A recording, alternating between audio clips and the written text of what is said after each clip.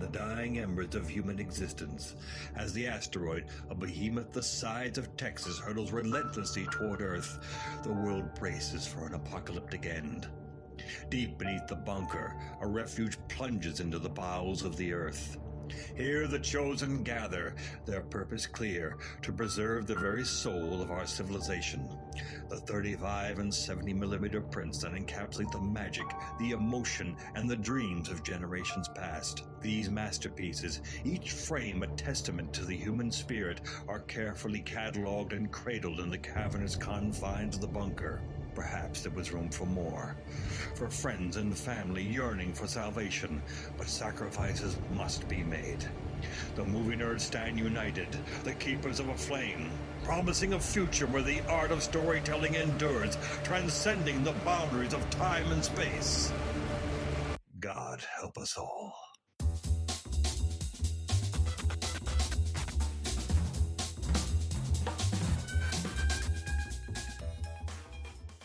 Welcome to Back to the Frame Rate, part of the Western Media Podcast Network. Join us as we watch and discuss films on VOD and streaming platforms, deliberating on whether each one is worthy of salvation or destined for destruction in the face of the impending asteroid apocalypse.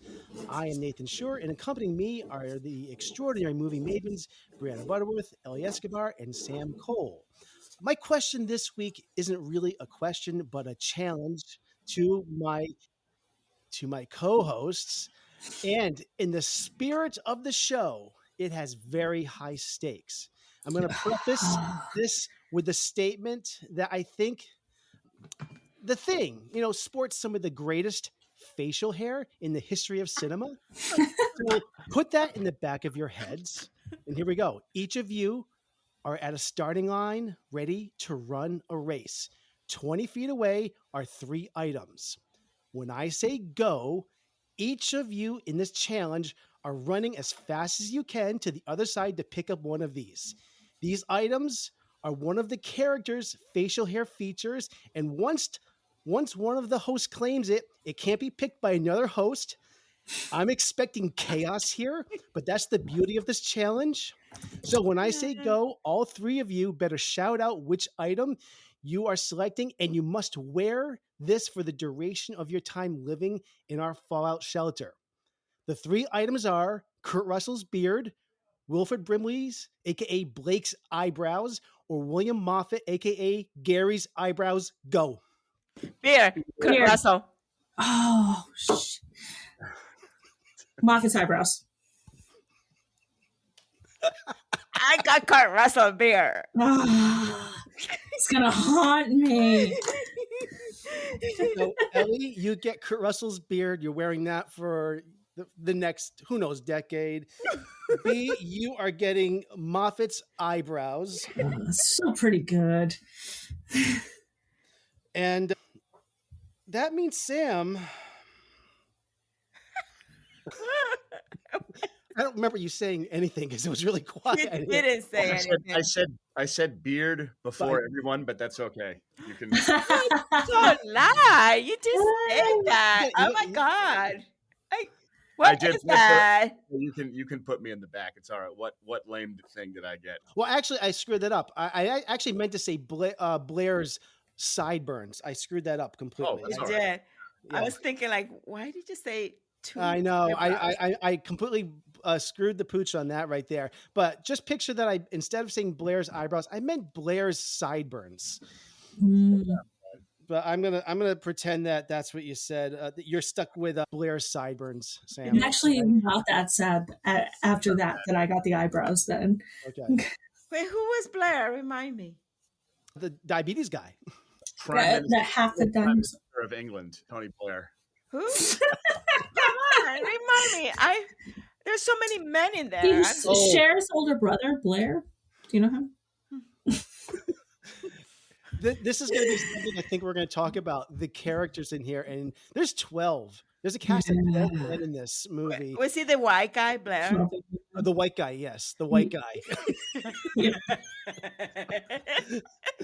Well, okay. So maybe that challenge went off the rails, but yeah, I've been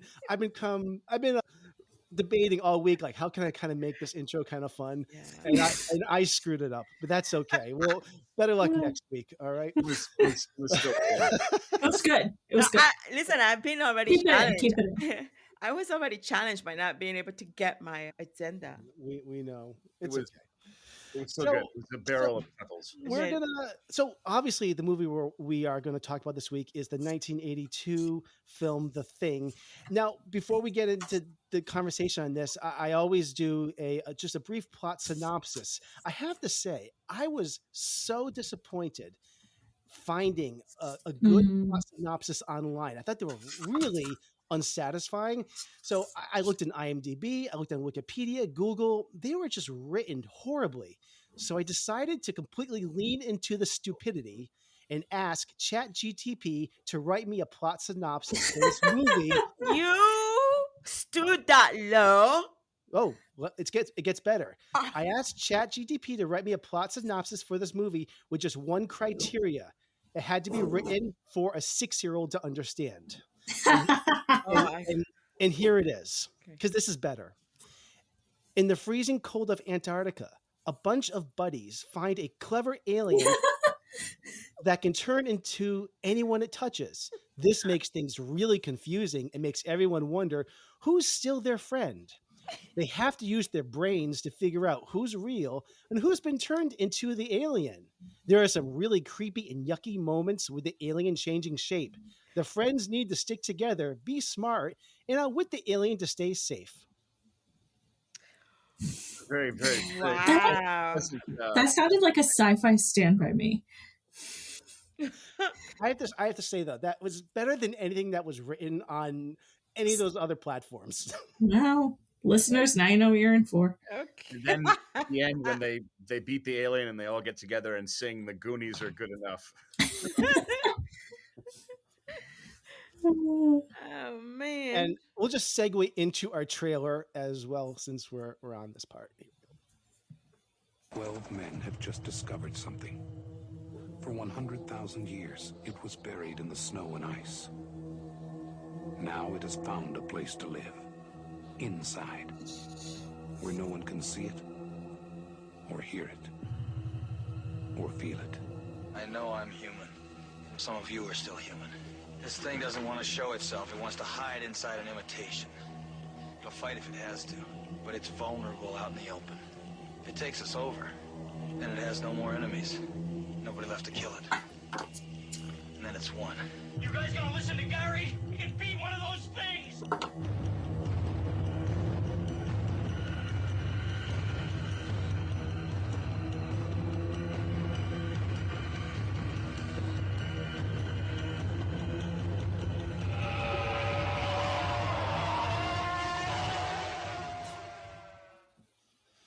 Also, not the greatest trailer either. I found the marketing for this film just to be really subpar, and that might have been one of the reasons why this movie did not do so well in the box office. But we're going to get to that as well, I think.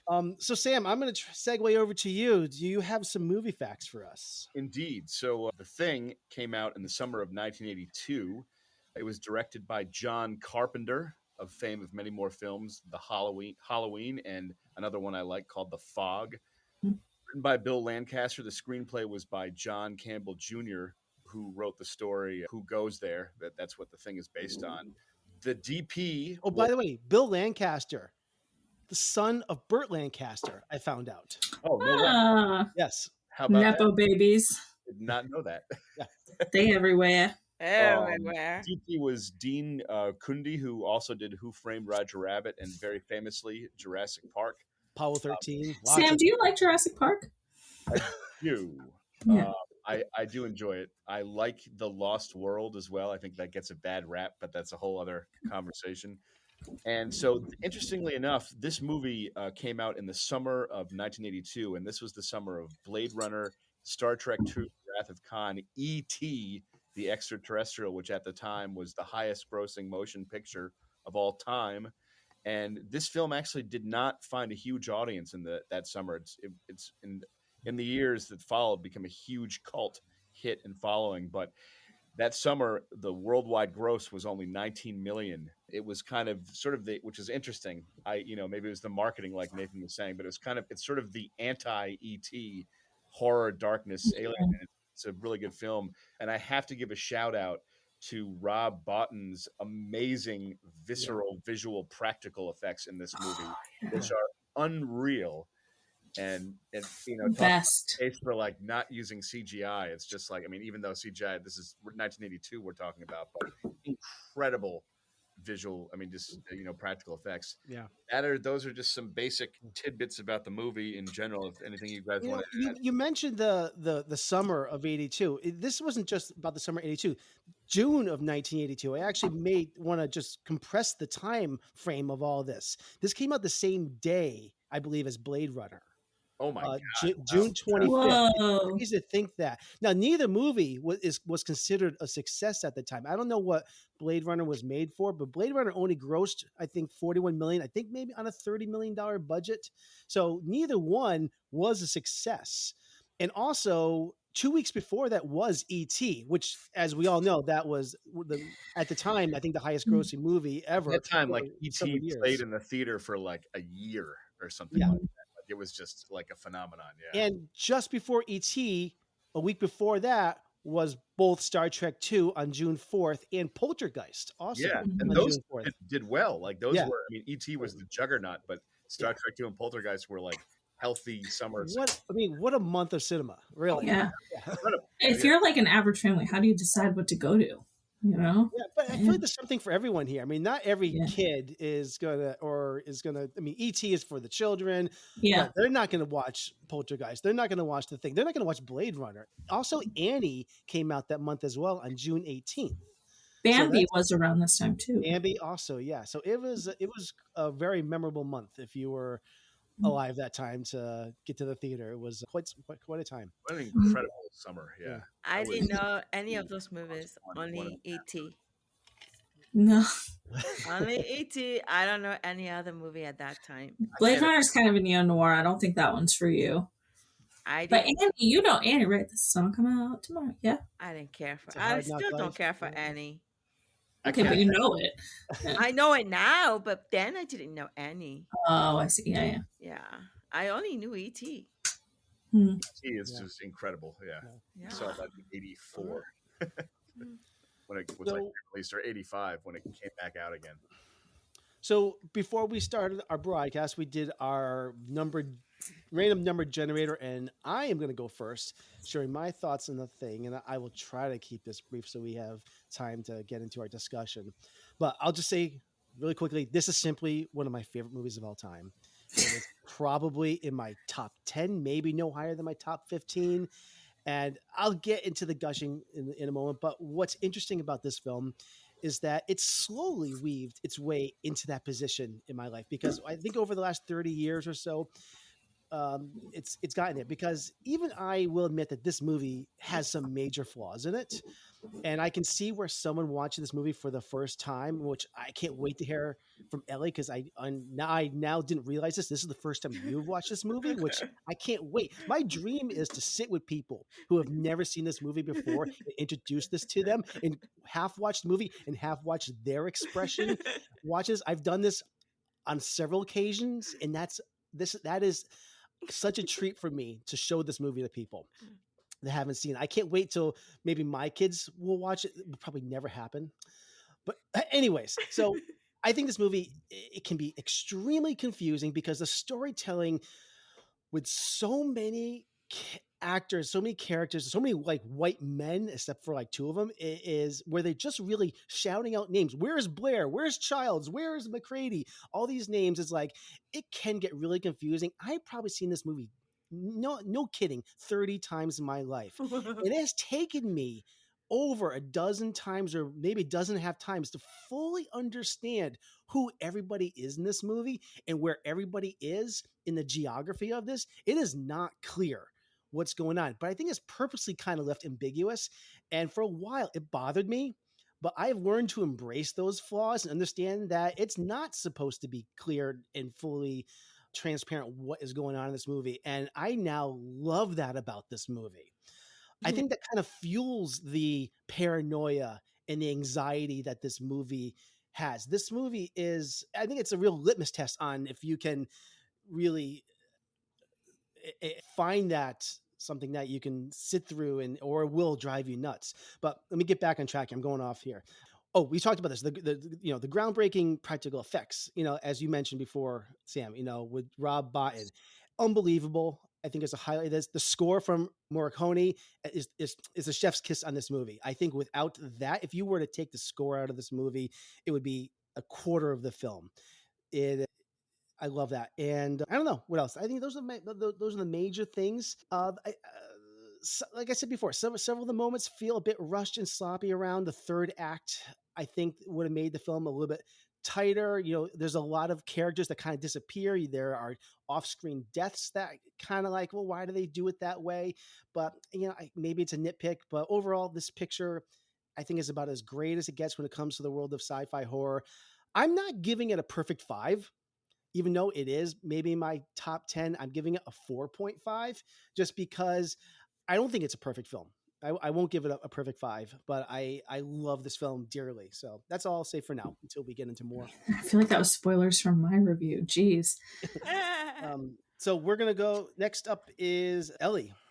Okay, well, so I don't know if the movie was perfect or not. I wasn't looking at it that way from that perspective. I was more into like, I want to see where it goes, like where it takes me. And from the very get-go, like in the opening where they're chasing the dog, and I'm like, no, don't kill the dog. Don't kill the dog. Why are you gonna kill the dog for? I'm like already getting really mad because they're chasing the doggy, and then the doggy comes up to the, like, obviously, the first shot of the movie, I don't understand why they're trying to kill the dog.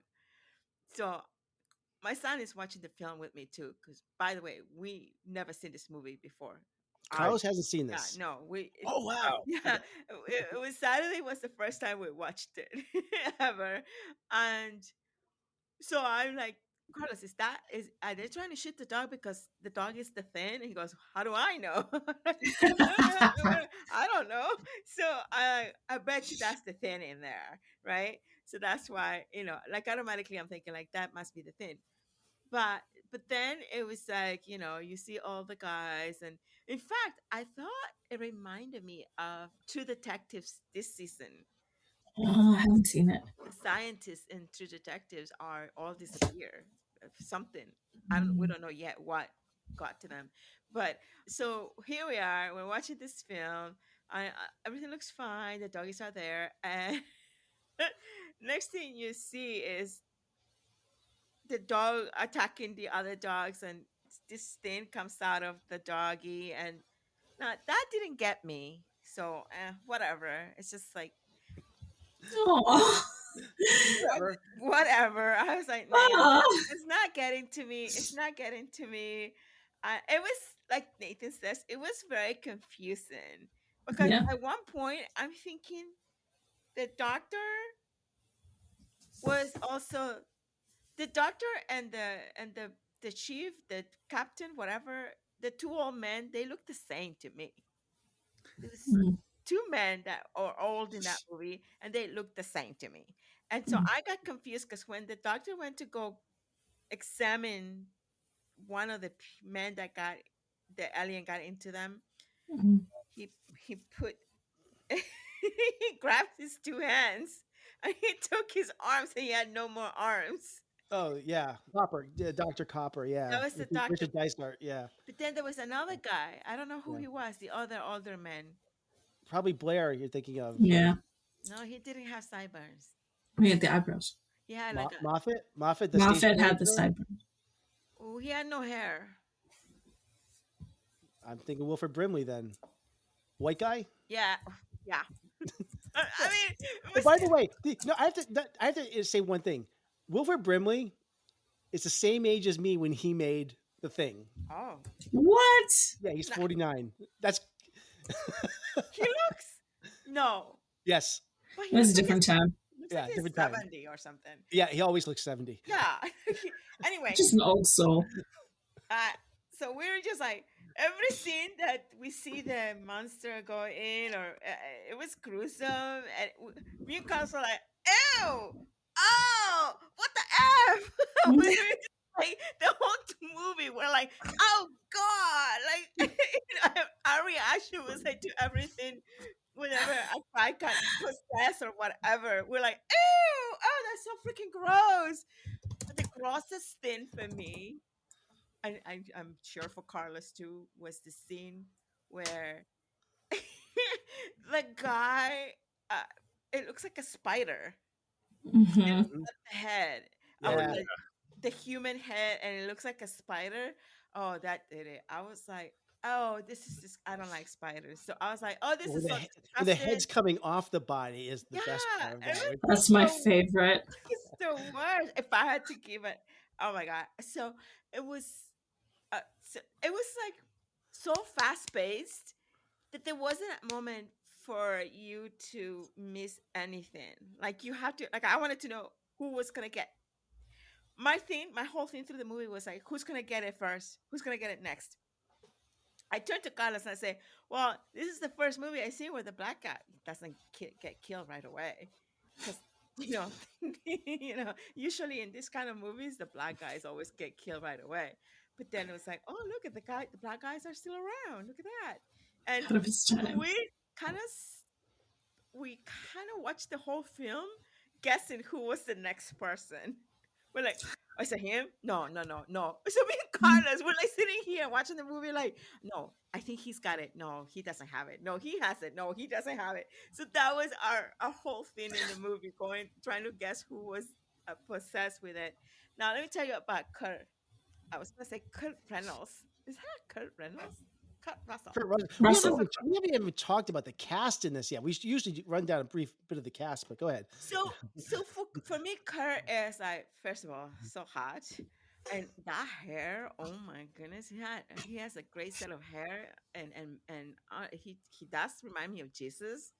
I'm thinking like he's obviously the hero of the whole movie, and but did he die? Does he die at the end?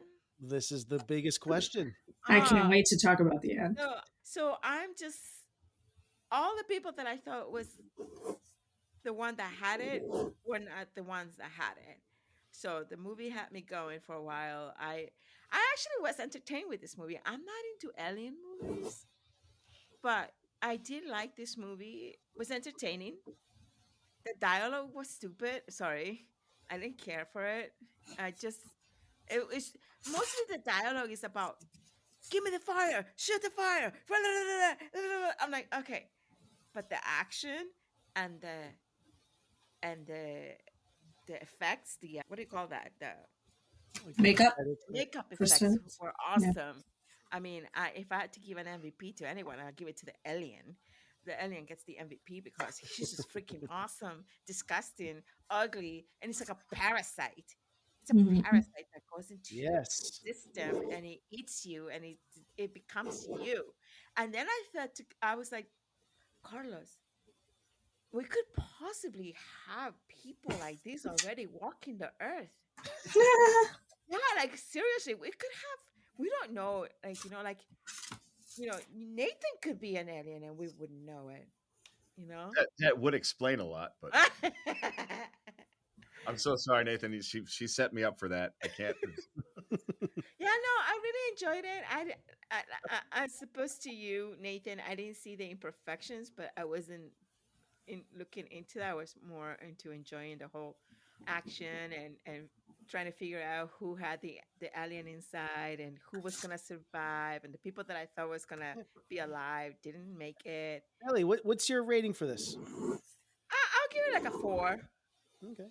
And, I want to say one thing before I pass on to Sam. I almost don't. Obviously, this is an alien type movie, but I almost don't even think of it as that.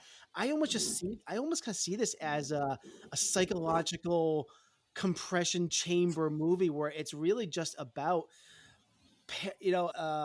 a movie about paranoia and dread and keeping the audience, giving this awful unbalanced feeling and testing us as to how much can we take of that before we break, and the alien part of it is just kind of like the vehicle. the vehicle for it. Exactly, so beautiful, Ellie.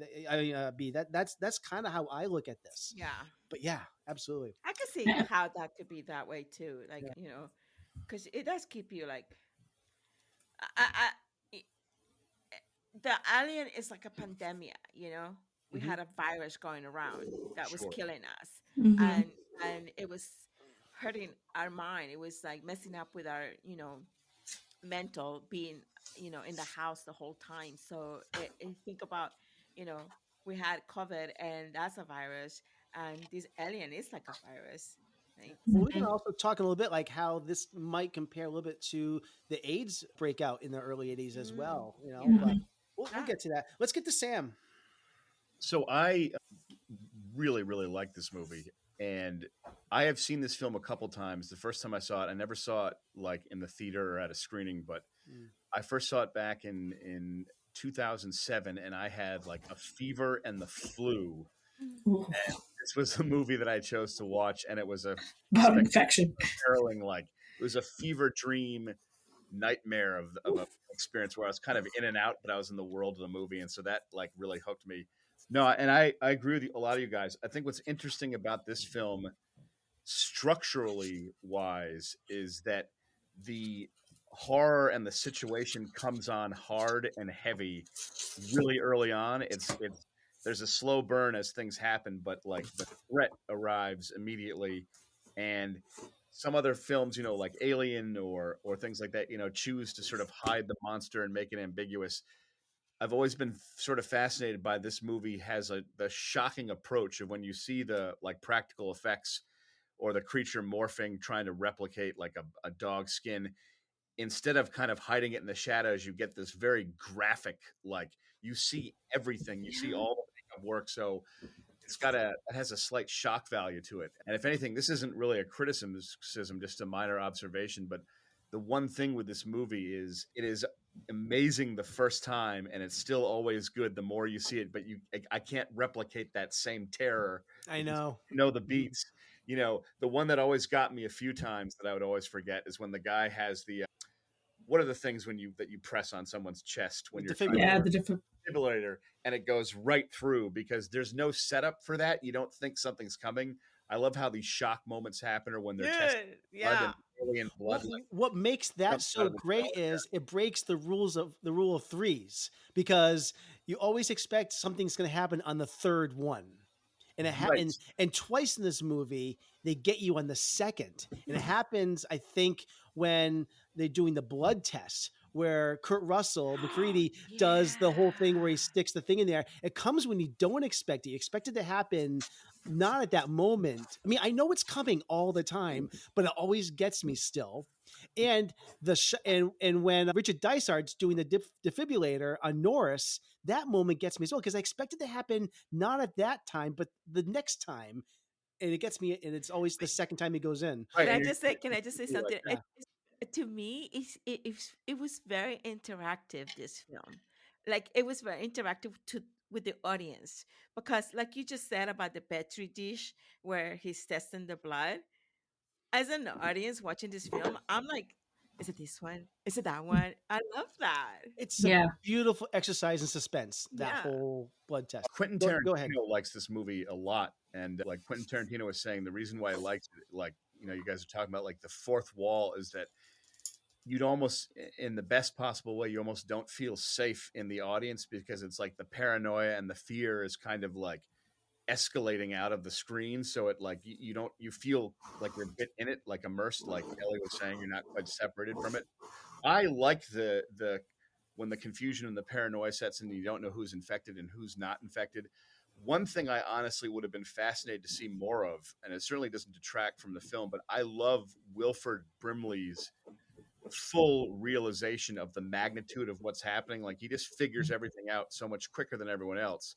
And then he goes nuts, but he disappears for a while, and somehow he manages to like superhumanly build this like, getaway spaceship underneath his shack, and you're like, when I like the enigmatic nature of it, but it's like, when did he have time to do that or lift that, or like, so that was not, but I just wanted a little bit more with that because I was fascinated by that. But overall, the paranoia, the sort of confusing nature adds to it because the alien is, the presence is taking over. I would say my only confusion, and it got better with time with multiple viewings, because I mean I've enjoyed the movie many times, is that the I was never quite sure of the alien process of imitating others, and then sort of I always wondered, is it one that was shape shifting and it's just one creature shape shifting? Then I realized no, it infects all the people, and all the people. They say it. The cell. I mean, Kurt Russell kind of explains it like the cells are all part of it, and I think the whole life cycle of this thing is 100% left like ambiguous and unknown, and that what makes it kind of scary as well. There is no explanation. Even now, watching this movie 25 plus times, and with a prequel to this movie as well, it is still not fully explained how the life cycle of this alien is, and that makes this thing scary because we don't know, and there are no real rules to it, which makes it really unnerving. And I really like that the explanation scene in the middle when they're like figuring out how it multiplies, because it helps you navigate it as an audience member. But I just love that I especially like when they go to like the Norwegians camp, and like even the older, that's still so stylistically cool, like the giant matte painting of like the ship sunk in the earth. That place is so creepy and so well done. I just liked the sense of impending doom and dread in this movie. Creeps in, and that the dog is not what it seems. And I must say, the alien dog, that is the best canine actor ever in the movie. We've seen some good dog acting lately, but that dog takes the cake. Excellent, because it's just, I don't know how they're doing it, or but the pauses and and especially like uncomfortably walking in with its own kind, like in the cage. And why am I here? Like, just fascinating. So yeah, I would give the movie a strong 4. I'd be 4. Like there's like minor imperfections, but it's such a unique, high example of it's so like high concept and terrifying and claustrophobic, and just it's an experience watching that movie. So yeah, thumbs up. The Thing.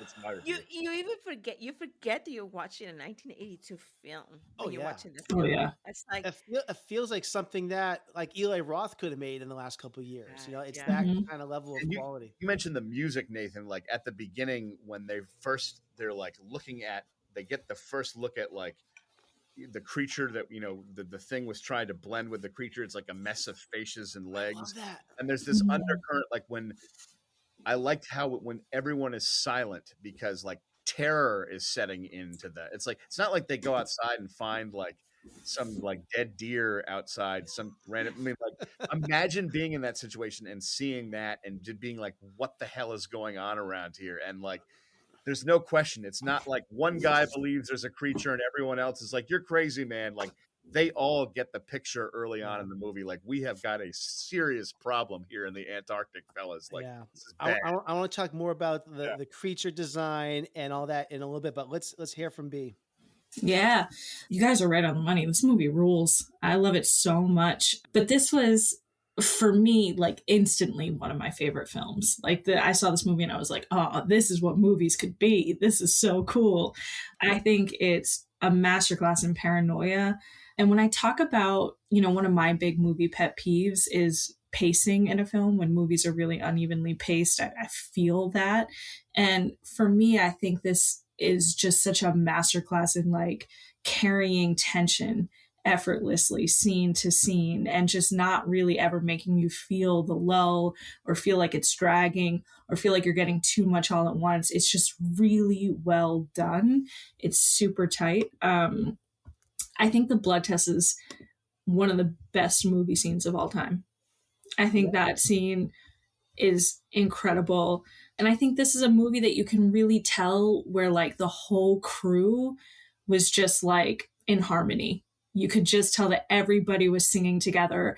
This is the year after Escape from New York, right? So you've got Carpenter We're year back to two, back in action. I think even the Morricone score, and I love Morricone, but he's like doing his best John Carpenter for this score. Like he is just totally in the zone for what this movie is. And I think it's the perfect atmosphere. Nathan, you talk about it as like a psychological thriller. I also think it's kind of a slasher. You know, it does a great job at like unique deaths. And I also think that's where like the flaw of the film, where there's 12 characters and maybe they make up like two whole 3-dimensional people altogether. But I disagree in a lot of ways, because I think they do a really good job giving each of these characters strong character moments. There's 12 characters, but no two of them really are the same. And again, some of them are minor versus others, but they all have just very different personalities. And like, I love the relationship between like David Keith, who plays Childs, and Palmer, who are both the two pot smoking mechanics. You know, they have great chemistry. And I think, you know, with Windows and Wilford Brimley, Windows is the radio guy, and he's always paranoid throughout the entire movie. And Palmer's a great antagonist. I'm not disagreeing with you. I'm just saying we're still getting them confused as we're talking about them. That is the problem. I agree. Yes. There's a lot of them. Sure, they have snippets of individuality, but I wouldn't say that they're all like as fleshed out as the Russell or Childs in this character, or even Palmer to some degree. And with each death being as unique as it is, it kind of did feel a little bit of that Carpenter slasher. I say that as a huge compliment. I think that's sort of the payoff of the film. I think the VFX, the tension, I also think the ending of this movie is just really poetic through its nihilistic lens. I think that's really, because it's the two characters who are doing the most to face the danger consistently, you know, who are going into the abyss head first. And I love seeing them on all their adventures sort of through the snow. I think the atmosphere adds to the confusion. I think you think of that like blizzardy whiteout condition and you feel it. You just feel that sort of it overtaking you. That is great. 4.5 for me. Great. I also feel like, I mean, like, you know, I enjoyed John Carpenter, and I won't like get into his other films, but I'll say that he seemed he and the material really like this. His directing was elevated in this movie, where some of his other films I like, but there are some movies that he have where I literally like feel like I'm missing coverage shots that I want and more camera movement. Like it could be a budget thing, but sometimes John Carpenter. When he gets it, he really sings. Exactly. I can feel like sometimes when I feel a little bit of distance from his like some moments in other films, not all of them, just like a few, but it really works in The Thing. Like his style, the paranoia, the acting, like it just everything fires on all thrusters in this movie pretty damn well.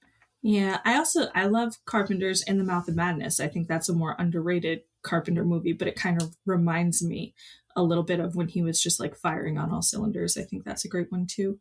Yeah, I like Fog. I think The Fog is good, great, but like I'm not incredible, but I like it. But he has more like there's more like directorial things that irritate me with that movie, just minor stuff.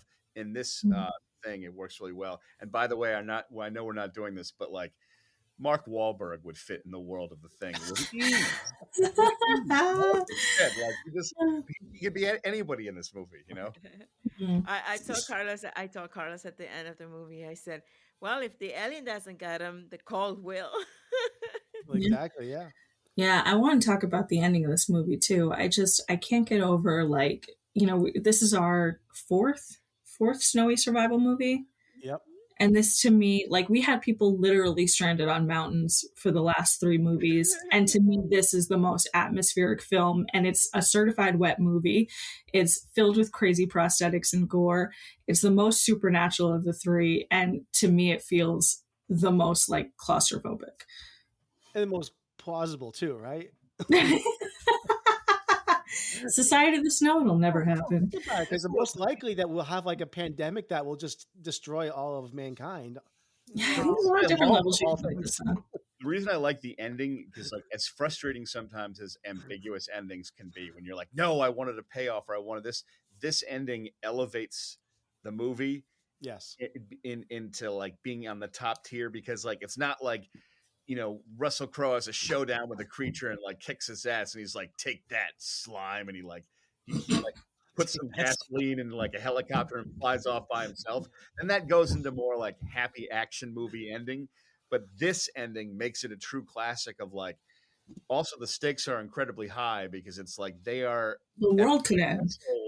of the potential end of the world. And when you leave in that movie, you're like, I don't know what happened. And that's the point, because the movie doesn't want to, it would be a tonal imbalance to let you out of the terror and let you off the hook. The whole point of that movie is like putting you on a hook and keeping you on the hook. And then you don't even go off the hook at the end and you're like, damn, that was intense. Yeah. I think you can totally read it as not ambiguous. I think they just sublimate into the alien. Well, that's what I want to hear.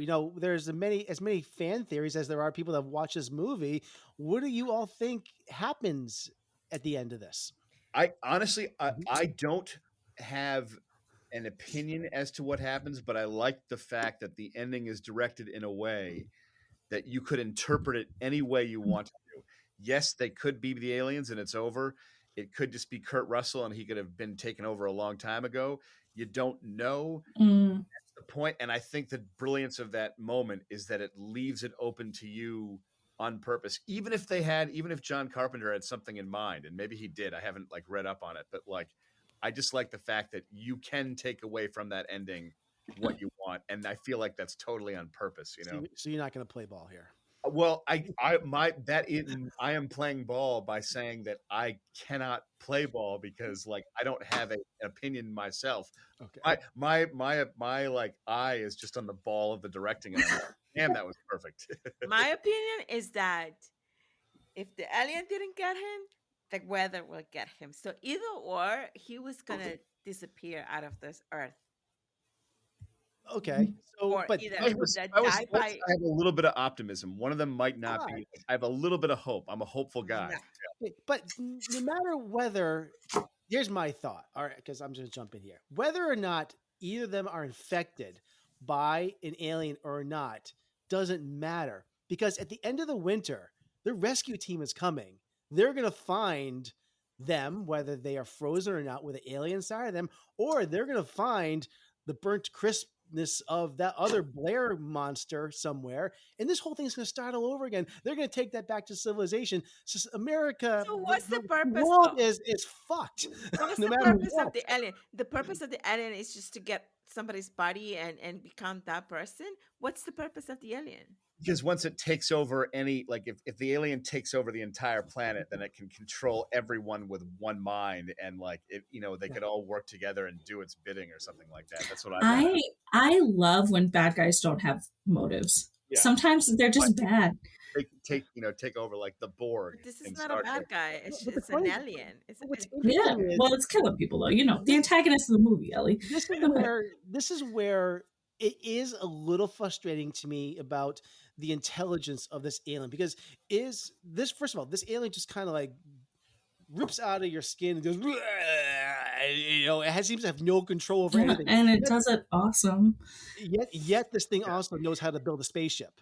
Like it seems to have the focus to build like this machinery, but also it can't control itself to hide enough.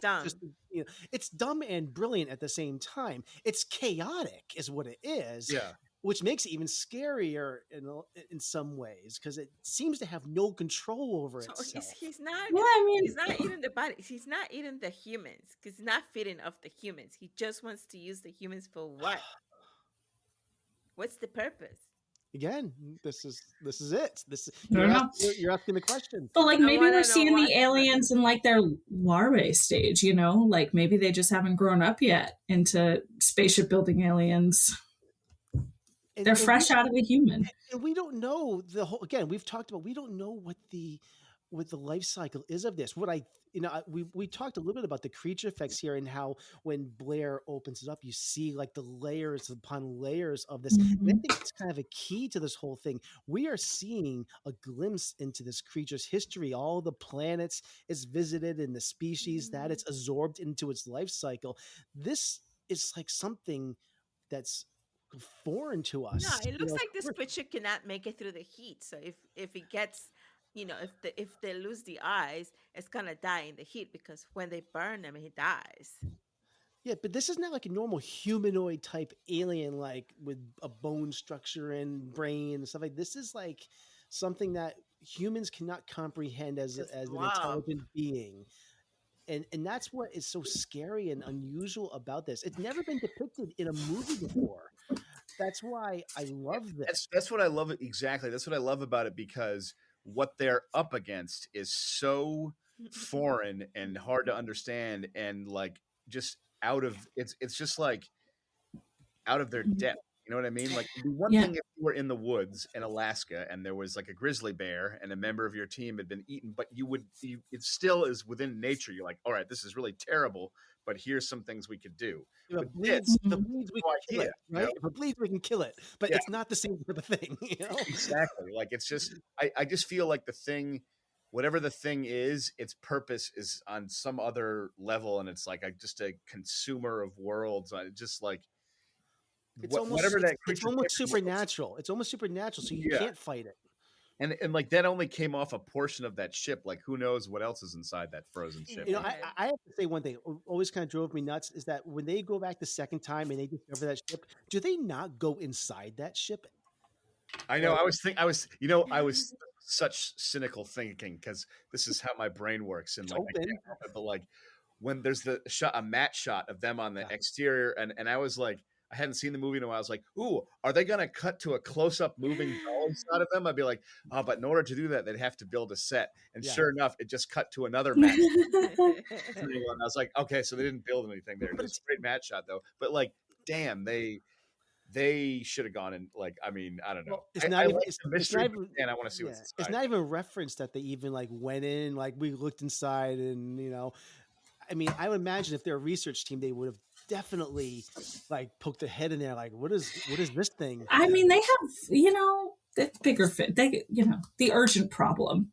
The urgent problem is still there. By the way, what kind of research facility is this? This place is stocked with armory, guns, grenades, dynamite, flamethrowers. What the hell were they researching? Norwegians. I think they're doing like Antarctic scientific like work, but they've got an arsenal, and like, man, their radio sure sucks, like. But like they were ready for like the Russian invasion. That was one plot line where they like lay it on thick. He's like, I'm trying on the radio. I'm like, I got it. The radio doesn't work. All right. Have a scene, like, But they didn't know. I mean, they had that whole arsenal, and they had no idea what Lovecraftian horrors were in store for them. What is it with humans and they're enamored with the aliens things? Like, we humans are so enamored with the idea of aliens. I don't know. I'm enamored by it too, and I don't even know how to explain it. I think there's just in this movie. I'm enamored by your question.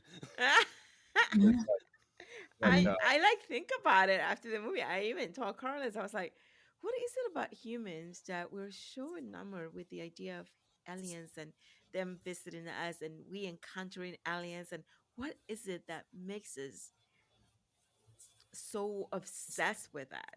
And not only are we obsessed with aliens, but humans' versions of aliens, either they're like way more advanced than us, or they're super, but they're always an extreme version of our like unknown fear. Like, when we never picture aliens as like some humanoid person just like flying up in a jeep, being like, "Hey guys, I'll show you my planet." Yeah. There are vehicle for existentialism. Yeah, good or bad. Yeah. And I kind of like. I mean, I don't know. I feel like this movie also, there's something primal about it. Like it hits some kind of deep terror. Like there's almost a feeling of what's gonna happen, Sam? We're gonna manifest these aliens into Earth. It's what's gonna happen, because the more we think about it, and how the mind works, and as a collective, if as a collective we continue to do that, we're gonna make them come. So It would be awesome if they came here because hopefully they're nice, but the aliens would probably have like incredible camera equipment, and like if they lent it to us, we could like elevate our movie making Sam, you know why they would never come to Earth? Do you want to know why? because I don't know why. I was trying to say something smug, but I got nothing. Because Yeah. to Why? the aliens, and I believe we're not alone in this universe, galaxy, whatever. Get over here. We are like little ants, insignificant. Probably So they true. would not care to come and deal with someone or people as insignificant as we That's are. because they haven't seen Gremlins 2. If they've seen Or they haven't met Ted yet. or if they need a little bit of water, they could come to our oceans, but there's probably massive ocean Yeah, planets. they're probably like, these idiots, look at them. They can't even get along with each other. No, we're not I will going say, and just a quick comment, I totally believe in life on other planets. Like I'm 100% with you, Ellie. Me too. I do get the sense that wherever we are, doesn't seem like we're in the most happening part of the galaxy. Like I feel like we're kind of an isolated planet. Distances are huge anyway, but our neck of the woods feels a bit like a quiet corner of the just I don't Listen, know. our civilization compared to the other civilizations out there in the universe, we are like the bottom of the civilizations in the universe. That's how not smart. We're not that smart. We're not smart at all compared to those people up there. So that's why we're at the bottom. How do you know? Because I talk to them. I know these things. Oh my god. They come to me. That's why we have to be their friends so we can get that awesome camera equipment and like they would like Haven't you ever read the book by Mishum? Mishum, what's his name? He's a Japanese guy. I met him, by the way. What How does he book? know? Mitchum. Hold on, I'll tell you what's his name.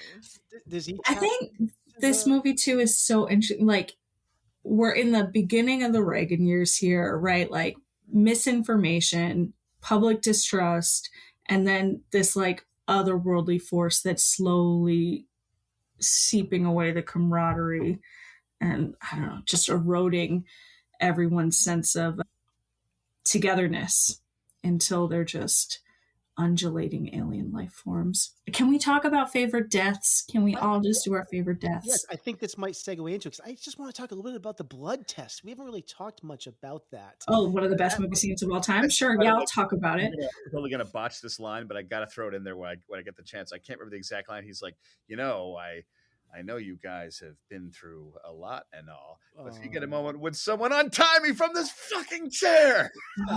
Stop, Sam, because I have it here. Yeah. I know you gentlemen have been through a lot. And when you find the time, I'd rather not spend the rest of this winter tied to this fucking couch!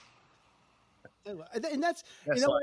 There's not a lot of humor in this movie, but it's so precisely brought in every once in a while, and it needs that levity. And The it's first time I saw this movie, I guffawed out loud at that line. It was such a relief. I was like, that was so funny. And there's another moment where Palmer turns around and you see like Norris as the spider creature, and he goes like, "You gotta be fucking kidding me," which is another great moment. There aren't a lot of these moments in the movie, but it's the timing of these moments are beautiful. Yeah, I thought about capturing that, but as these standalone moments, they're not that funny. But Yeah. in the moment, in the scenes, they offer the perfect moment of levity. Exactly. Yeah. Roller skating. Yeah. That always tickles me. Of a billion Hiroshima bombs. What was that? It was DiCaprio was saying something about a billion Hiroshima bombs. Okay, that's great. I don't know where that came from. But the blood test, I want to talk about this because it was, first of all, I love the scene. It is one of my favorite scenes of all time.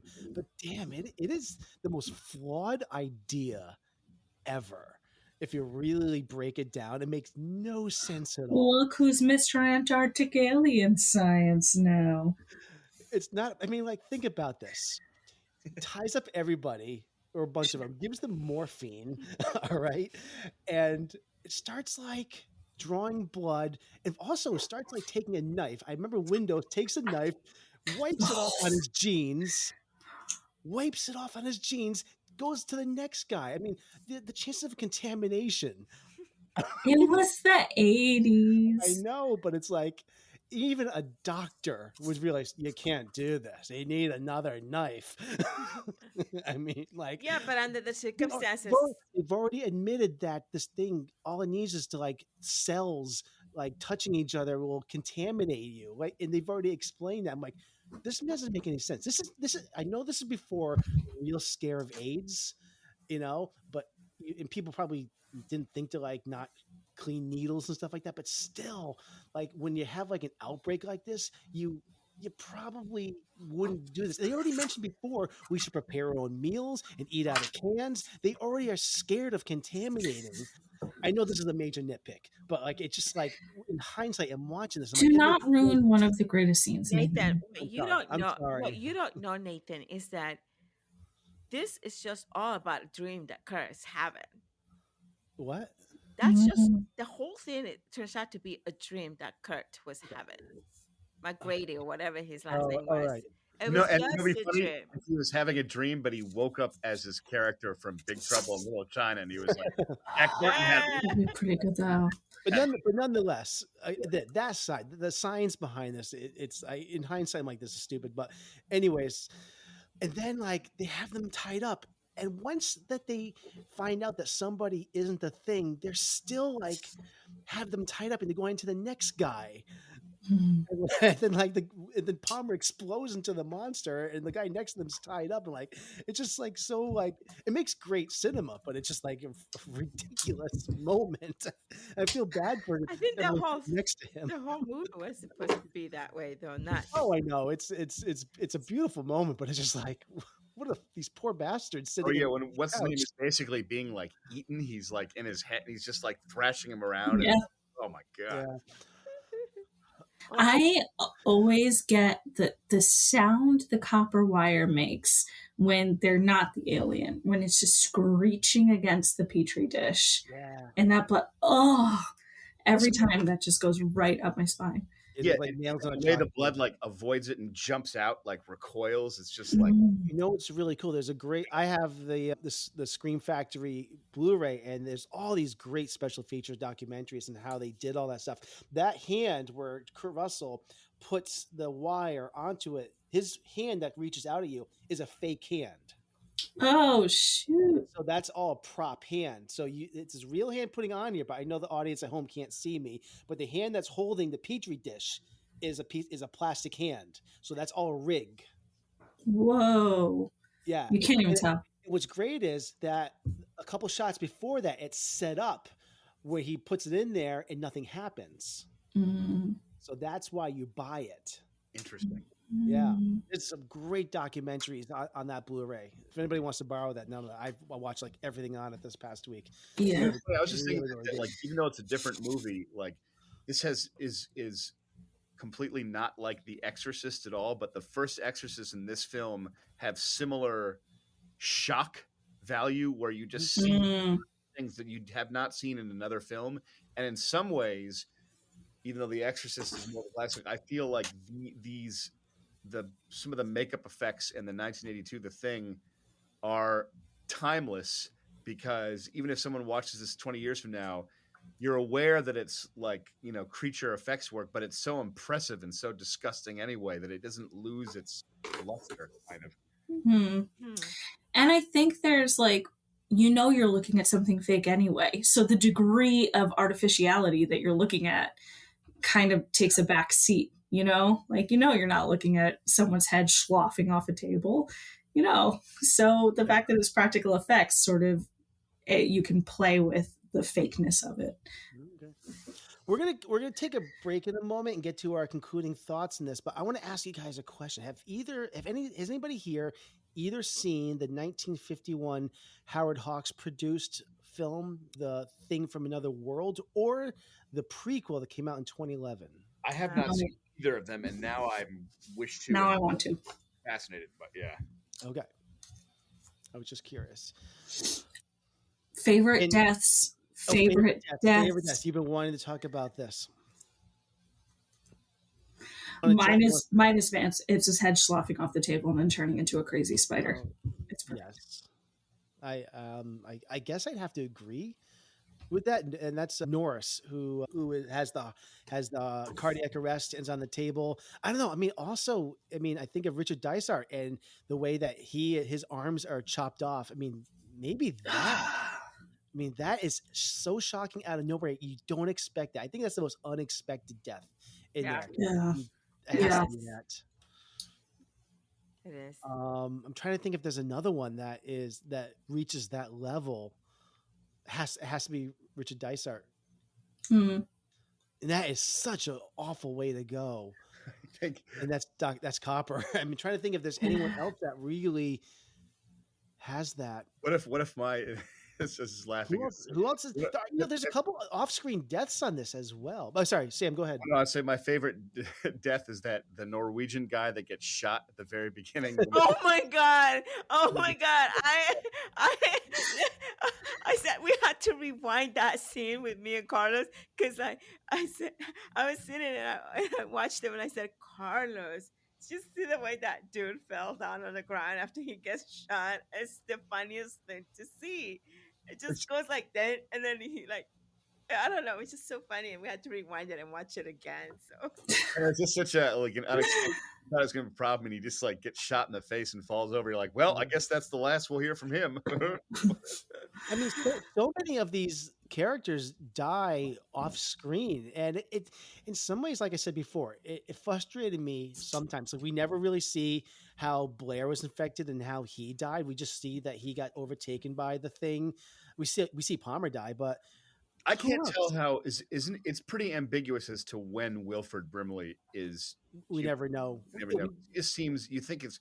I thought that he was like overwhelmed with the burden of his intelligence of knowing what's going to happen, and he can't handle it, and he cracks. Mm. I was like, but did he already? I think so. I don't know. Yeah. My theory is that he does. He knows that they're doomed, and the only way that he feels that he can actually prevent the alien from getting to civilization is to destroy the radio and the helicopter and all that. That is actually Wilford Brimley kind of like losing his mind, trying to do whatever he can do to make sure that nobody gets away from the alien doesn't leave. That's but what I thought. Yeah. But I do think that my theory is that the alien has taken over Wilford Brimley. When you see him, when they go out to him, have you seen Kurt Russell asks, have you seen somebody? And he's saying, I feel better now. I'm sorry. I want to come back inside.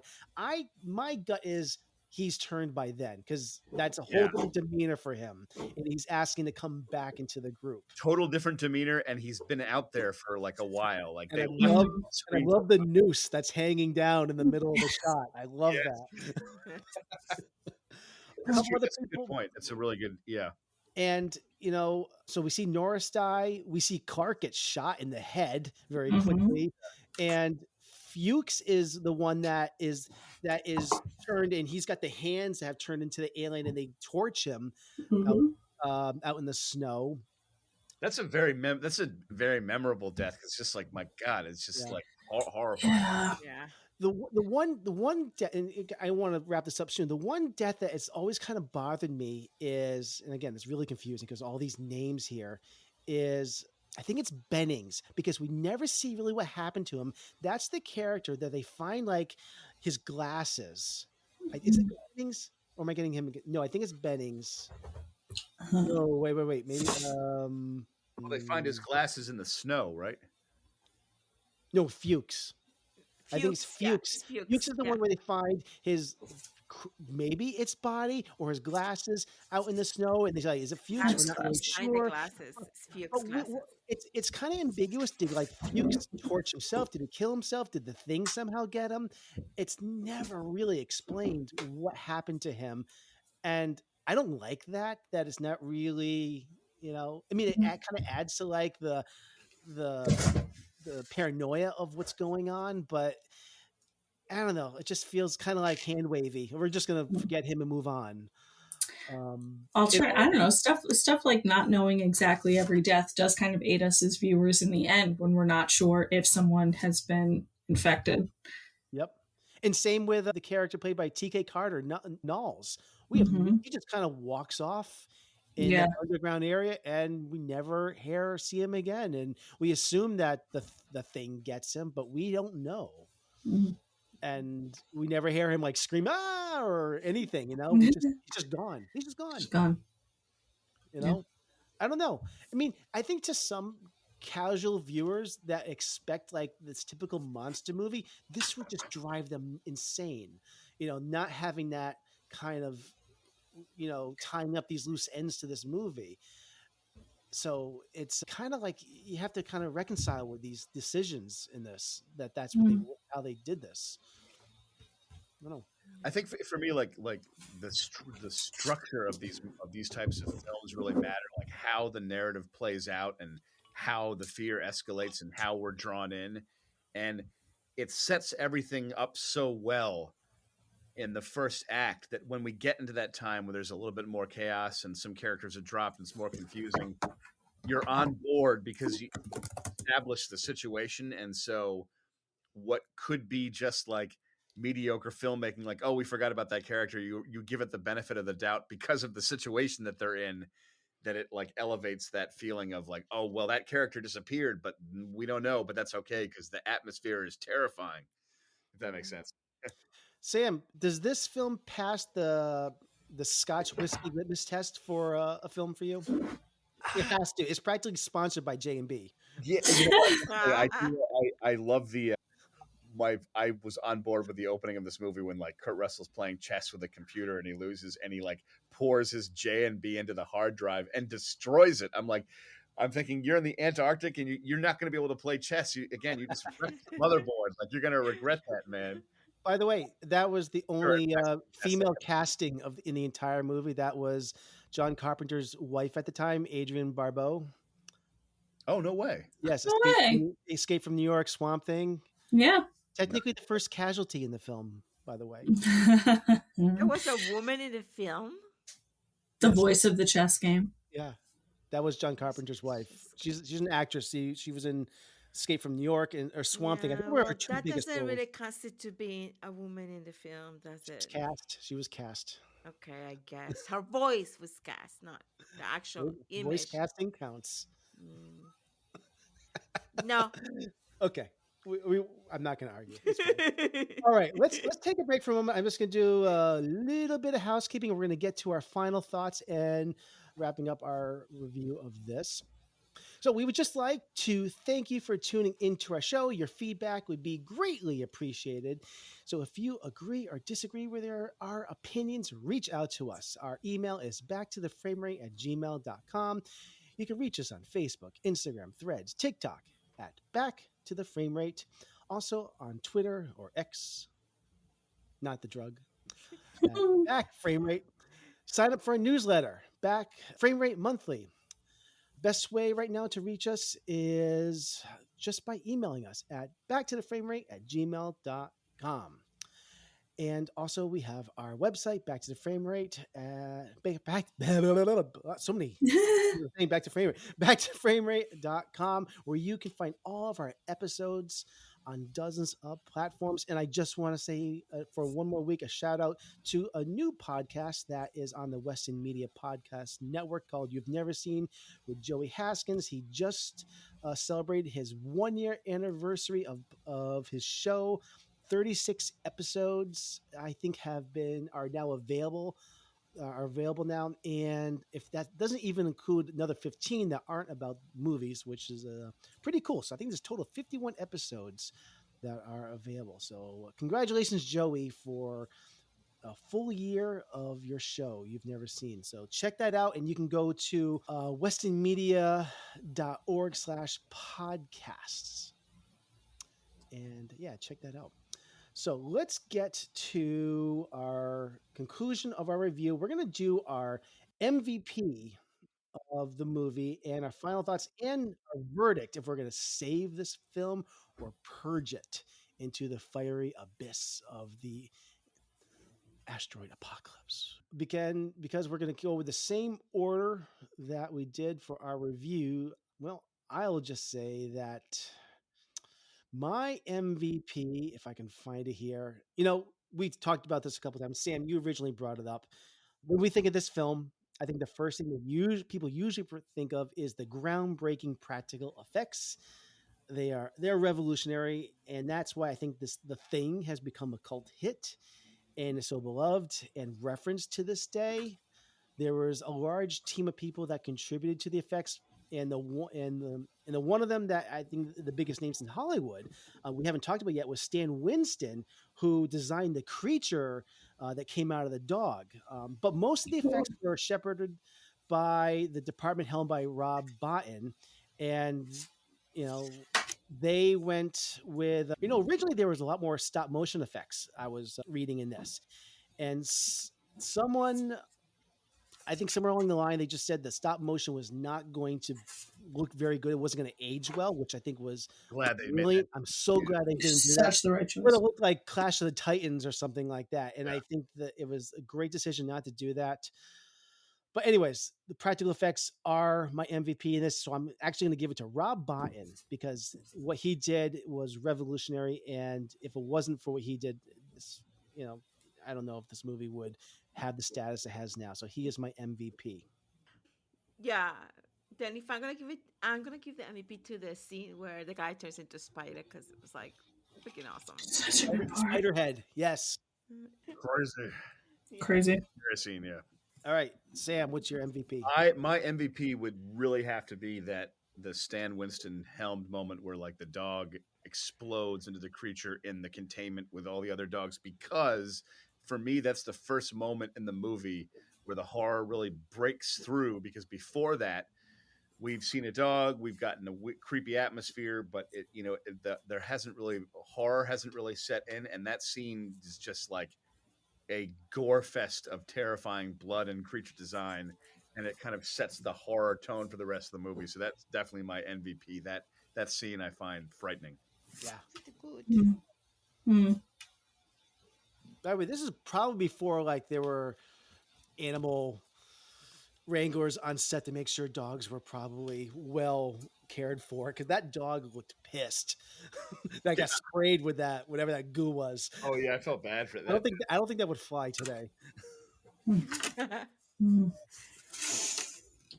All right, B, what is your MVP? McCready's hat.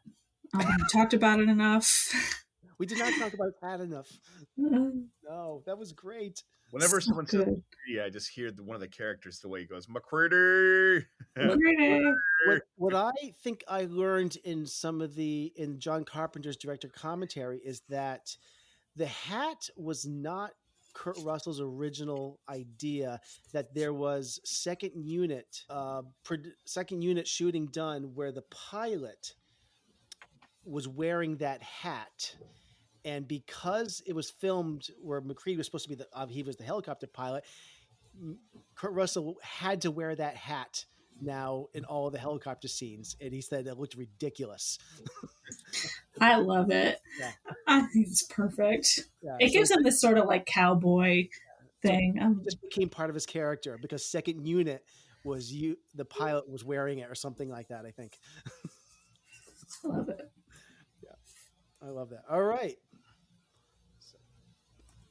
So now we are going to get to we're going to wrap. We're going to do our final thoughts in our verdict. We'll do this pretty quickly. And I'll just say that, like I said earlier, this is one of my all-time favorite movies. I don't know why I give this a 5. I just think because it's hard for me to not find some of the flaws in this. I think it is close to a perfect film, but I think it does have some things that just kind of scratch my head a little bit. I think there is some story pacing things in the third act that, as much as I kind of love it, I also kind of like wonder, could it have been a little tighter? Could there have been a few? No, he says no. It's all a nitpick. I still love this film, and it's great. A lot of people compare this to Alien, and just because it's this, like I said, it's this tight space. People are straight. It's the cabin in the woods. Dare I ask which you would rate higher, Alien or The Thing? I can't believe it. So that's Alien. Me too. I'm an Alien guy. I'm an Alien guy. I think Alien actually might be a perfect film. Yeah. There's not a single flaw in that movie for me. And I love this movie. The thing I'm just saying, between the two, Alien for me has a slight edge.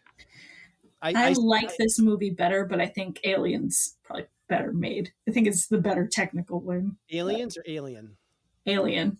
Alien. I think, I think technically, I think there's everything about Alien that's slightly just well done. I just love the world building. I love how the characters they take an hour just for character development in Alien, and I adore that about that film.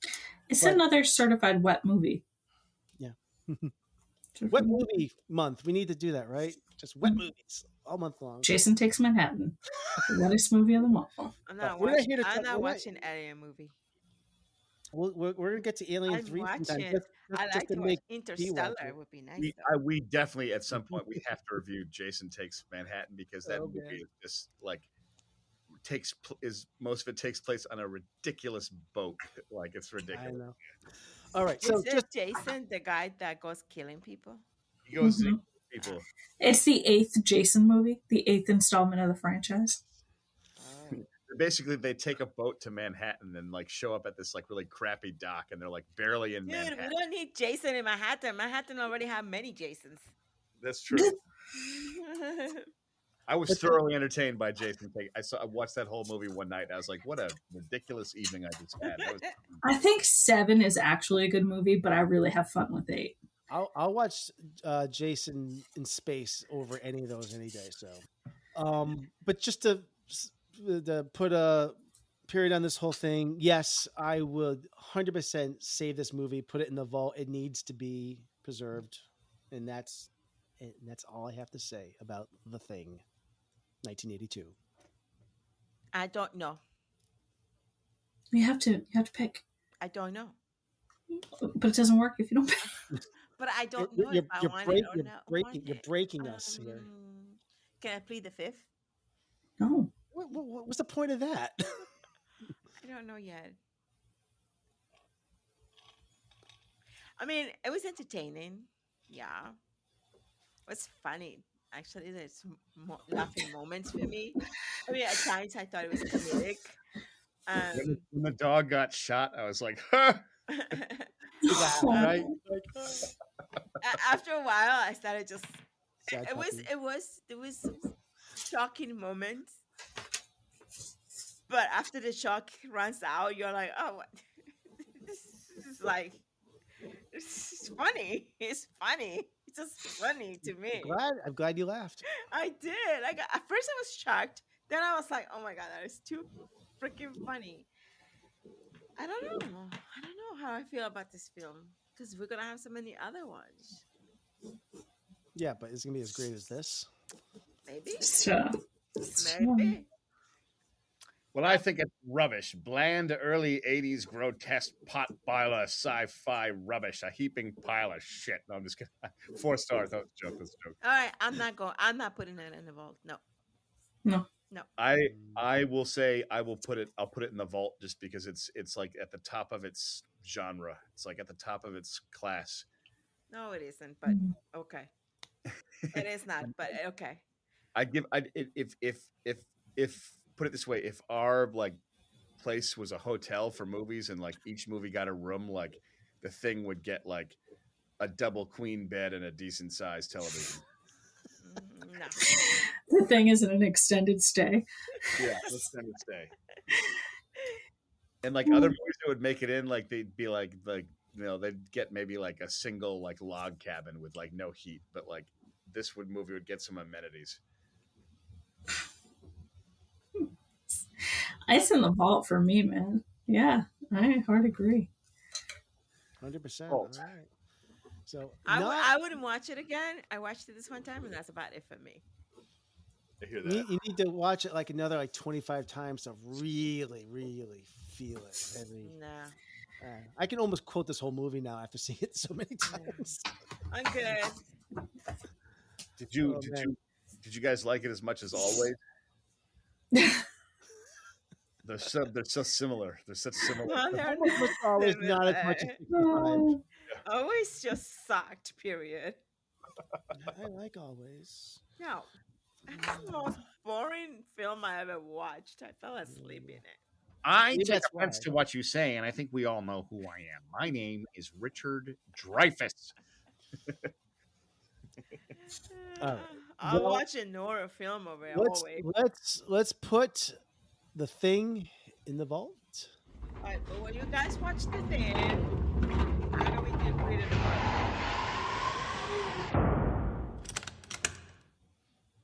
Woo! Woo! And maybe we'll watch Yeah. the prequel sometime. People hate that film.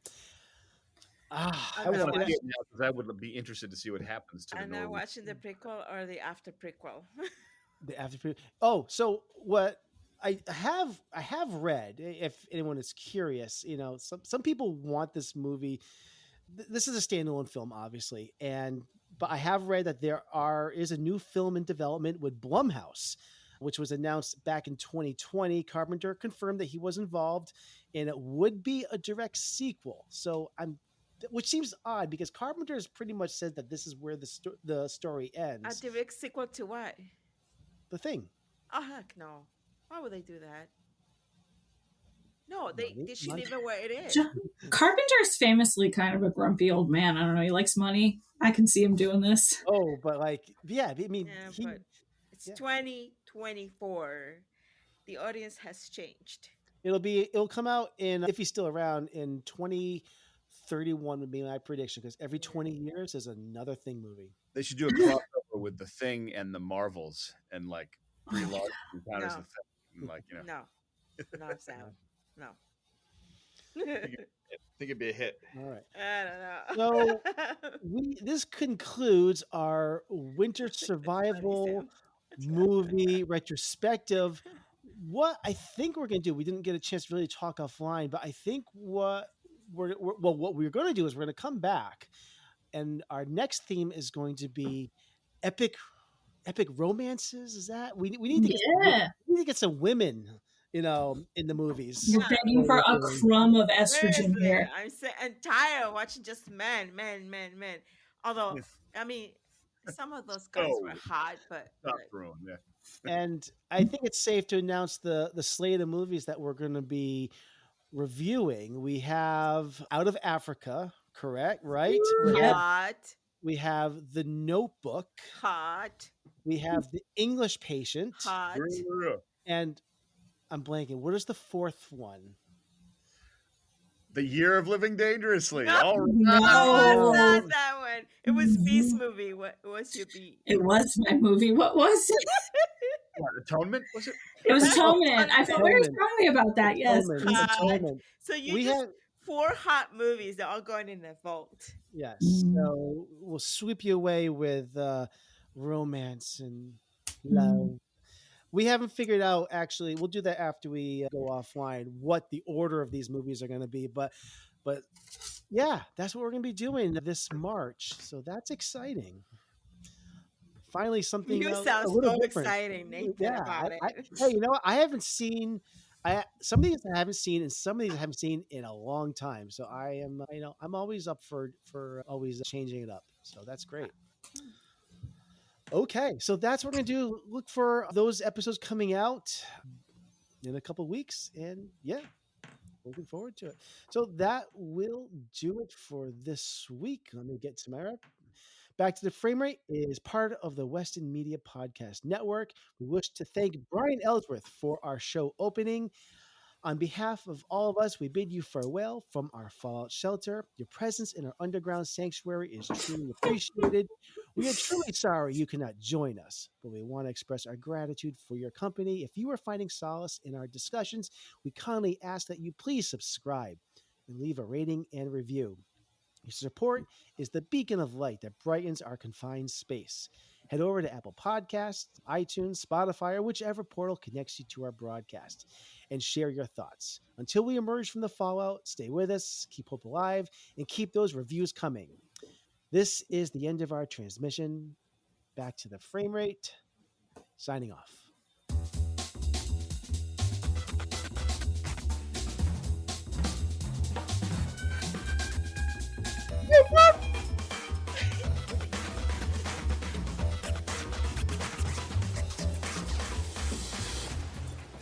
I want you to know it's over. Well. Bye. Bye.